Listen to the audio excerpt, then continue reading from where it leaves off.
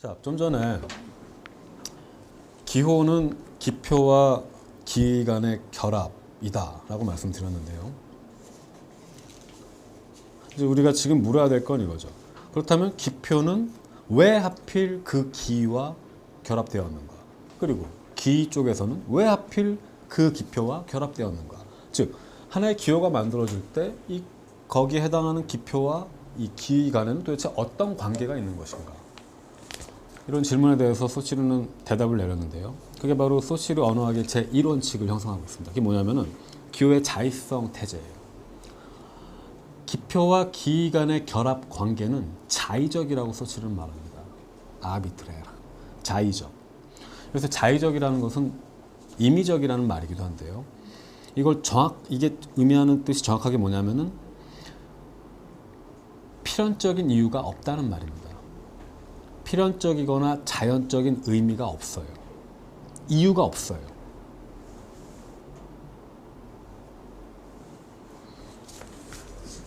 한국어 나무라는 단어 기호가 있습니다. 우리가 생각하는 나무의 개념 대충 이런 심사형들을 갖고 계시겠죠?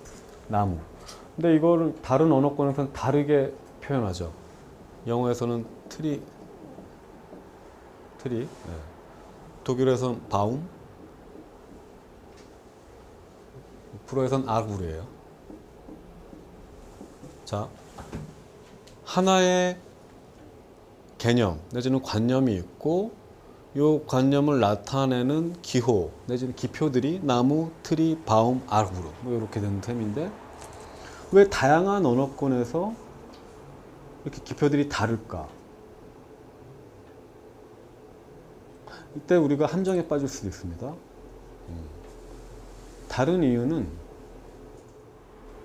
적어도 이 개념과 해당되는 기표 간에 아무런 유의미한 의미 있는 결합관계가 없기 때문인 것은 아니다. 즉, 다른 이유는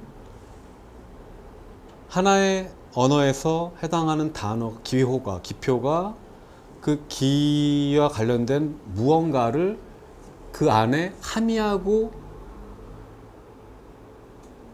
있지 않기 때문인 것이 아니다.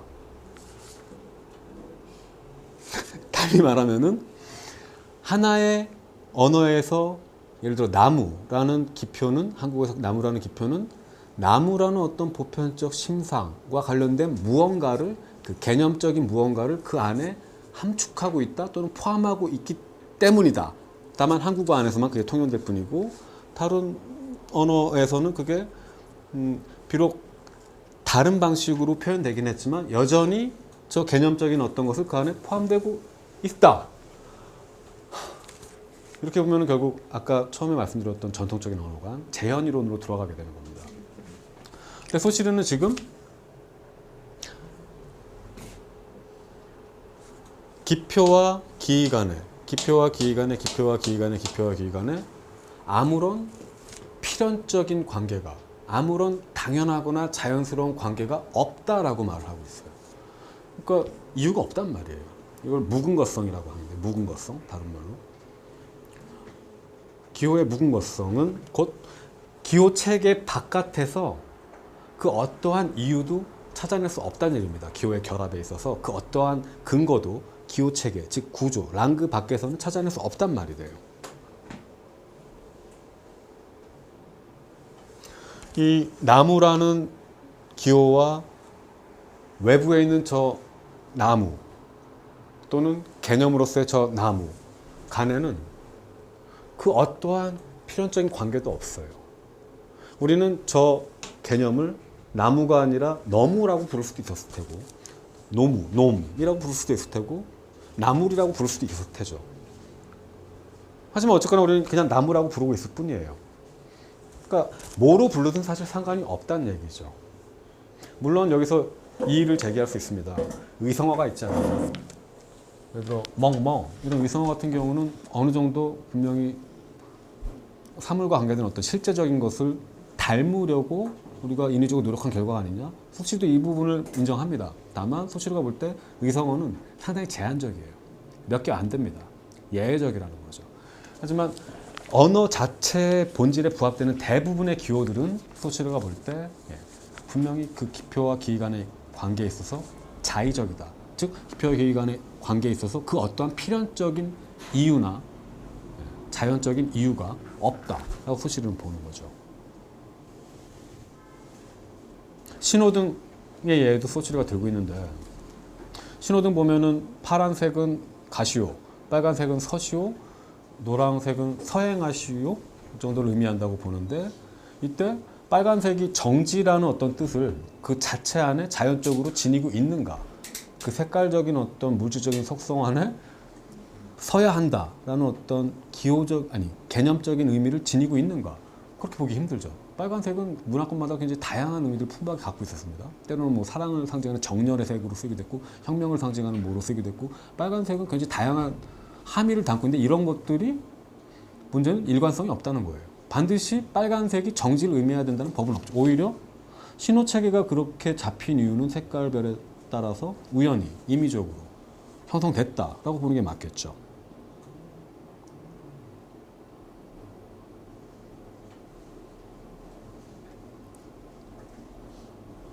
이거를 소시리적으로 표현하자면 이렇습니다. 하나의 기표는 전적으로 비어 있어요. 기표는 청각 이미지는 비어 있습니다. 그러니까 뭐가 거기에 차 있지 않냐면은 기의가 차 있지 않아요. 기표 안에는 기의가 전적으로 부재합니다. 전혀 기의적인 요소를, 개념적인 요소를 기표는 그 안에 담지하고 있지 않아요. 이걸 비었다고 표현하는 거예요.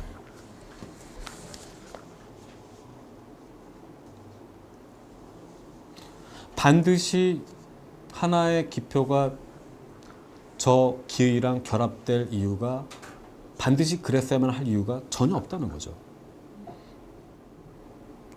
지금 이렇게 소시르가 기호의 자의성, 그러니까 기표와 기의 간의 결합 관계에 있어서 필연적인 이유가 없다라는 점을 강조하고 있는 이유는 뭐냐면은 기호 체계, 즉 랑그라는 언어 구조의 자율성을 강조하기 위해서입니다. 자율성. 그러니까 기호가 형성될 때 그 형성의 이유는 기호 체계 안에만 있는 거예요. 그러니까 기호 체계는 상대적으로 자유롭게 움직입니다. 다시 말해서 어떤 그 바깥에 있는 개별 화자들에 의존하지도 않고요. 말하자면은 개별 화자들로부터 독립되어서 그 자체로 자율적으로 돌아간다는 거죠. 집단적 의지나 사회적 의지에도 종속되어 있지 않고 그로부터 독립해서 기호 체계 안에서 자체적으로 기호들이 만들어진다는 얘기가 됩니다. 기호의 근거는, 기호의 존재 이유는 기호 바깥에, 즉 기호 체계 바깥에 있는 것이 아니란 얘기가 돼요. 즉 이게 바로 기호의 무근거성이죠. 자기 안에서만 그 근거, 그 존재 이유를 찾는데 사실 그건 자의적이라는 겁니다. 근데 지금 소시르의 이 자의성 태제가 굉장히 중요한 인신론적이고 존재론적인 함축을 지니고 있다고 아까도 말씀드렸는데, 그렇다고 해서 이 기호의 자의성이라는 어떤 생각이 소시르만의 어떤 새로운 것은 또 아니었어요. 비슷한 생각을 이미 전에도 다른 사상가들이 개진한 바가 있습니다. 예를 들어 플라톤이 플라톤 대화편 중에 크라틸로스라는 게 있어요. 이 크라틸로스라는 대화편에서 두 청년이 언어에 관해서 토론을 합니다. 첫 번째 청년은 그 언어의 재현관을 대변을 해요. 그래서 이렇게 주장하죠. 언어라는 것은 사물의 모방이다. 그리고 여기서 언어라고 할 때 이 청년이 의미하고 있는 건 바로 그 기입니다. 기. 그러니까 언어는 사물의 어떤 본질적인 특성을 모방하고 있기 때문에, 즉 사물의 어떤 핵심을 모방하고 있기 때문에 우리는 그 해당되는 단어를 들으면은 바로 그 사물의 핵심적인 특성을 이해할 수 있고 받아들일 수 있다는 얘기가 되죠. 이걸 달리 말하면은 내가 만약에 나무라는 말을 알면은 나는 이미 나무라는 실제를 안단 말이 돼요. 말을 알면 외부에 있는 대상을 알게 된다는 말입니다. 이런 주장을 하니까 크리탈로스라는 청년이 반박을 합니다. 아니다. 말이라는 것은 임의적인 약속에 불과하다, 자의적인 약속에 불과하다라고 크리스탈로스는 주장하죠. 그렇기 때문에 말과 사물 간에는 그 어떠한 필연적인 관계도 없다라고 주장합니다. 여기서 주의해야 될 것은 지금 크리스탈로스가 문제 삼고 있는 말이라는 것은 무엇보다도 기의, 즉 말의 뜻을 말하고 있는 거예요. 자, 그래서 한쪽에서는 지금 말과 사물 간엔 필연적인 관계가 있다. 왜냐하면 재현한다는 것은 어떤 닮음이라는 관계를 전제를 하고 있으니까요. 내가 만약에 나무라는 단어를 나무라고 표기할 경우에는 그때 분명히 그 나무라는 해당 알파벳이 무언가 나무 개념에 해당하는 무언가를 담지하고 있기 때문에 그 안에 담고 있기 때문에 나는 그 단어를 쓰는 것이다 라고 아마 첫 번째 청년은 보는 거겠죠. 그리고 크리탈로스는 이에 반해서 아니다, 말과 사물 간에는 필연적인 관계가 없다라고 주장을 했습니다. 이때 플라톤이 논쟁에 개입을 하는데 소크라테스의 입을 통해서 플라톤은 둘 다 반박을 합니다. 이런 식으로 대답을 하죠. 처음에는 말이 없었다. 그러니까 사람들은 몸짓을 통해서 의사소통을 했다고 주장을 합니다. 그러다가 갑자기 천재적인 장인이 나타나서 목소리로 내는 말을 만들어냈다는 거죠. 근데 이 말은 완벽했다고, 이 언어는 완벽했다고 플라톤은 봤어요. 그래서 그 단어를 듣기만 하면은 사물의 미가 그대로 전해져 왔다고. 이거는 첫 번째 청년이 얘기했던 거랑 비슷하죠. 완벽한 모방을 했다는 얘기입니다. 완벽하게 사물의 핵심적인 특성, 즉 본질을 담지하고 있는 말이었기 때문에 그 단어를 들으면 바로 사물을 알 수 있는 그런 단계가 있었다. 하지만 그런 시기가 있었지만 시간이 지나면서 새로운 어휘들이 형성되고 그래서 언어가 변질되고 타락함으로써 오늘날 우리가 사용하고 있는 그 시점에서 그리스인들이 사용하고 있는 말은 이미 그 근원적인 모방적 특성을 잃어버렸다. 이런 식으로 플라톤은 보는 거죠. 그러니까 너도 틀리고 너도 틀리다. 이 말을 하고 싶은 겁니다. 하지만 결과적으로 그럼에도 불구하고 플라톤은 첫 번째 청년의 손을 들어준 셈이에요. 왜냐하면 완벽한 말, 사물을 완벽하게 재현하고 있는 말, 사물을 완벽하게 모방하고 있는 말이 있었다. 그리고 지금 우리가 사용하고 있는 말은 그 말이 타락한 형태다. 이런 생각은 어쨌거나 언어의 근원을 완벽한 모방에다 두고 있는 거니까요. 말하자면 크리탈로스의 자의성 태제에는 플라톤이 반대를 했던 셈이죠. 이런 식으로 플라톤적인 생각 또는 플라톤이 똑같이 반박하는 듯하면서 살며시 손을 들어줬던 첫 번째 청년의 생각, 그러니까 말이란 것은 사물을 재현하거나 모방한다. 이런 생각이 전통적으로 서양에서 주류 언어관이었습니다. 근데 그럼에도 불구하고 기호의 자율성 주장이 있었죠. 다만 소시르와의 차이가 있다면 뭐냐면은 그 소시르 같은 경우에는 기호의 자율성 주장할 때 기표의 측면에서 강조점을 두고 말을 하고 있는 거고요. 크리탈로스 같은 경우에는 기의의 측면에서, 즉 말뜻의 측면, 개념의 측면에 강조점을 두고 언어의 기호의 자의성 얘기를 하고 있는 거죠. 그리고 이 기호의 자의성 태제를 또 소시르 전에 주장했던 사람 중에 한 명이 헤겔입니다. 독일 관념론 철학자 헤겔 같은 경우도 기호의 자의성을 주장했는데요. 이때 전제되고 있는 헤겔의 생각은 뭐냐면은 기표와 기의가 완전히 다르다는 거예요. 헤겔이 볼 때 기표, 그러니까 청각적 이미지, 그러니까 소리의 영역은 정신적인 것이 아니라 물질적인 것입니다. 철저하게 물질적이에요. 반면에 기의, 개념의 영역은 헤겔이 볼 때 철저하게 정신적입니다.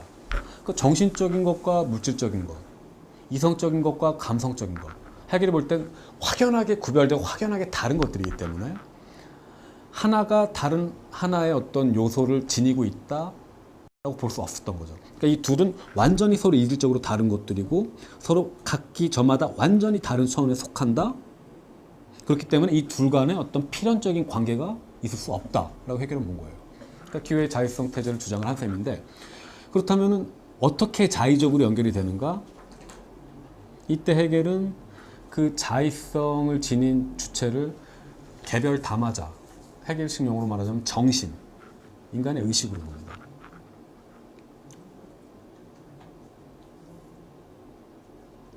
말하자면은 한 개인 주체의 의식이나 정신이 자유를 지니고 있는 거죠. 분명히 개념이 따로 있고 이미 그다음에 기표들, 소리들이 따로 있는데 나의 정신이 자유롭게 이 내가 갖고 있는 개념에 해당하는 기표들을 선택해서 하나를 골라요. 예를 들어 나는 개라는 기를 지시하기 위해서 고 또는 갸 또는 개를 선택할 수 있었는데 그 중에 난 개를 골랐단 말이죠. 그래서 내가 자유롭게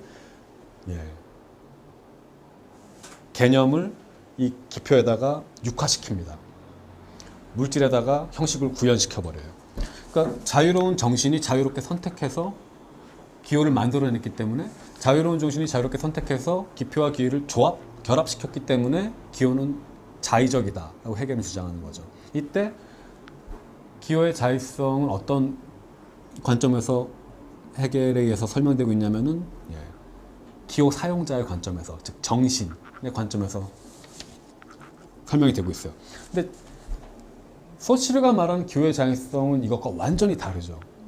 소시르가 말하는 기호의 자의성에 있어서 기표와 기 간의 결합은 빠롤의 어떤 당사자가, 바라 주체가 자유롭게 선택하기 때문에 자의적인 게 아니에요. 빠롤의 당사자는, 개별 바라자는 전혀 기호의 생성에 영향을 끼치지 않습니다. 오히려 기호 체계 안에서 그 어떠한 필연적인 근거도 없이, 이유도 없이 기표와 기가 쓱 결합되는 거예요. 이때 해겔이 말하는 정신을 지닌 개별 발화자는 어떤 영향을 끼치지 않는단 말이죠.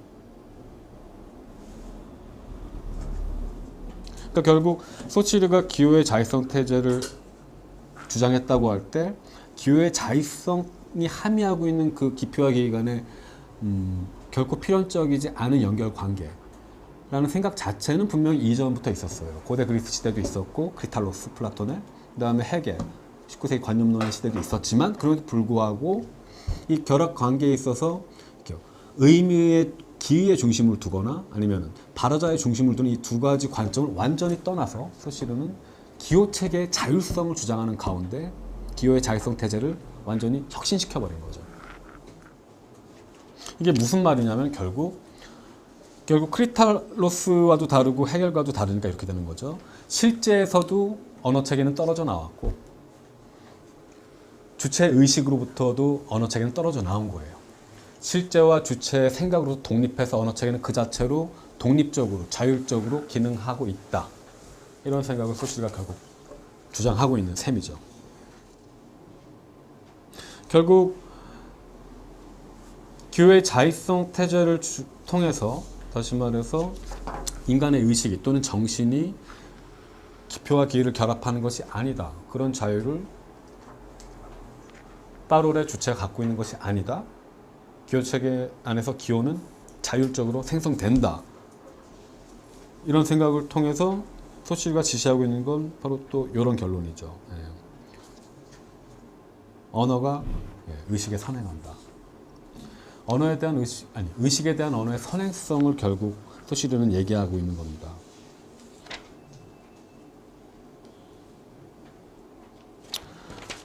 언어가 의식에 선행한다. 이 말이 그렇게 우리한테 아직